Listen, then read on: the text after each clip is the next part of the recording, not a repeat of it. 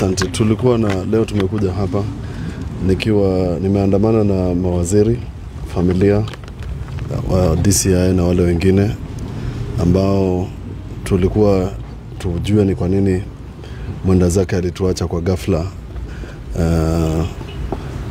Saturday, na tumepata report.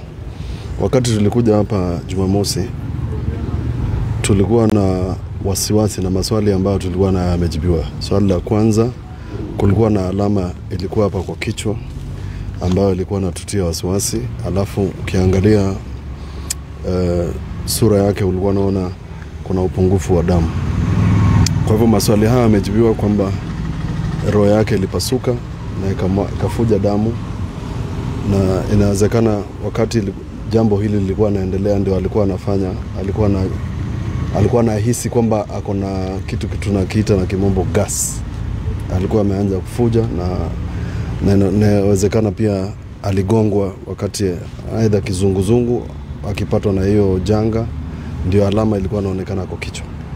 Kwa hivyo familia wameambiwa na wameridhika, na sisi kama serikali ya Makueni, jambo ambalo ni muhimu kwetu ni kwamba kujua kwamba Dr. Sonia hakuna jambo ambalo alitendewa mbaya. Hiyo ni kitu muhimu kwetu, pamoja na familia na DCI ambao walikuwa hapa.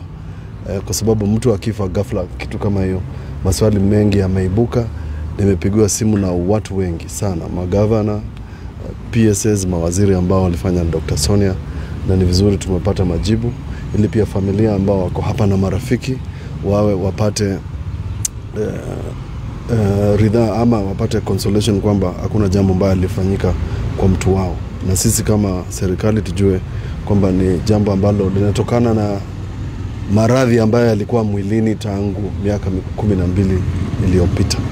Kwa hivyo tumefika hapo Jumamosi, tutampumzisha Sonia. Sisi tumepata nafasi, tumeonyeshwa kila kitu. Mimi nimeonyeshwa na familia wameonyeshwa, na kwa hivyo hakuna maswali mengine ambayo yatatokea. Burial permits zitapatianwa hapa tukitoka. Jumamosi tutampumzisha waziri Dr. Sonia Nzilani. Asante.